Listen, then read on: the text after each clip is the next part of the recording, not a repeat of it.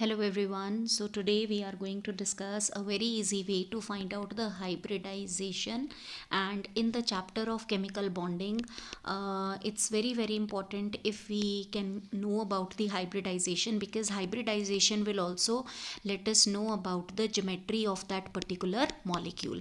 So let us take few examples over here and I hope that you all will understand. Suppose the first example that I'm taking is SO3 negative. Okay, now over here we need to understand two simple rules, that for the central atom, like in this case the central atom is sulfur, so we need to know that for which group it belongs to. Okay, and then the other atoms which are surrounding the central atom, for that we need to know their valency. Okay, so if we know about it we can just go ahead with it. So over here we all know that the central atom is sulfur, so sulfur belongs to group 16, and if it belongs to group 16, the number of valence electrons, the group will let us know about the number of valence electrons. So it will have 6 valence electrons. Okay, so if I have to draw the 6 valence electrons, 1 2 3 4 5 and 6, and don't forget this 2 negative charge.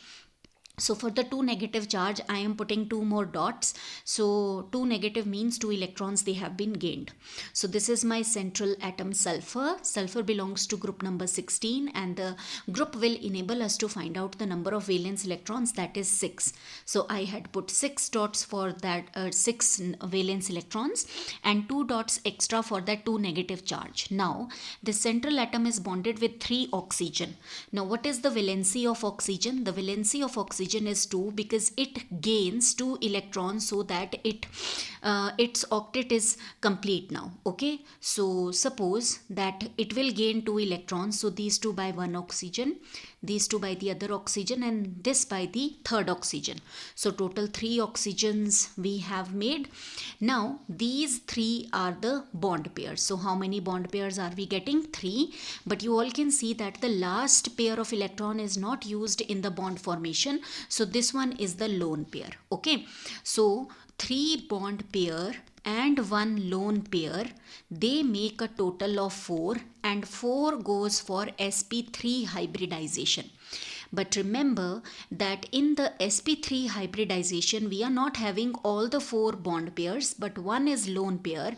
So this is distorted sp3 hybridization, or I can say that it is distorted tetrahedral geometry. And the shape for this, when we have got 3 bond pairs and 1 lone pair, it is pyramidal, right? So I told you now that if we'll get to know about the hybridization, we can also tell the geometry or the shape of that particular molecule. So the hybridization is sp3, but why it is not tetrahedral proper or regular tetrahedral? Because we have got 1 lone pair. Because of that lone pair, the shape will change and it will become pyramidal. Okay, let us take one more example over here. Let it be ClO4 negative. Okay, now in this case the central atom is Cl, it belongs to group 17. So what does it mean? That the total number of valence electrons will be 7. So 1 2 3 4 5 6 and 7, and don't forget this negative charge, this is the negative one. So total electrons I've made. And oxygen, these are the atoms which are surrounding the central atom. For these atoms we need to know the valency. Okay, not the valence electrons, we need to know the valency. The valency of oxygen is 2, because it will gain 2 electrons, so that its octet becomes complete. So this is our oxygen number 1, this is our oxygen number 2. Okay, this is our oxygen number 3, and this is our oxygen number 4. So total we are getting 4 bond pairs in this case, and 4 bond pairs means the hybridization is sp3, and it is a tetrahedral geometry, a regular tetrahedral geometry. Why? Because all the bond pairs are present, we don't have even a single lone pair. So this is a very easy trick to find out the hybridization. I hope you have understood how we can find the hybridization with this super easy trick. Okay, we all can take one more example. Let me just take one more example over here. Okay, so this is the another example. Suppose I am writing, okay, just a second. Okay, so we take one more example. Let that be BF3. Okay, so over here the central atom is boron.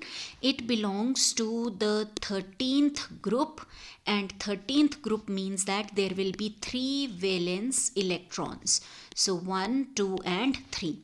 Right, and fluorine, these are the atoms which are surrounding the central atom. For this we need to know the valency, not the valence electrons, and valency is 1 because fluorine has got 7 valence electrons and it will gain only 1 electron so that its octet is complete. Okay, so the valency is 1, right? So this one for fluorine, this one for the second fluorine, and this one for the third. So you can check it out yourself that we have got 3 bond pairs, and for 3 bond pairs the geometry hybridization is sp2. Since all are the bond pairs, so it means that the geometry will be trigonal planar for this hybridization, that is B, F, F and F at an angle of 120 degrees. So like this we can solve any given molecule for the hybridization, right? I hope you've understood. Thank you.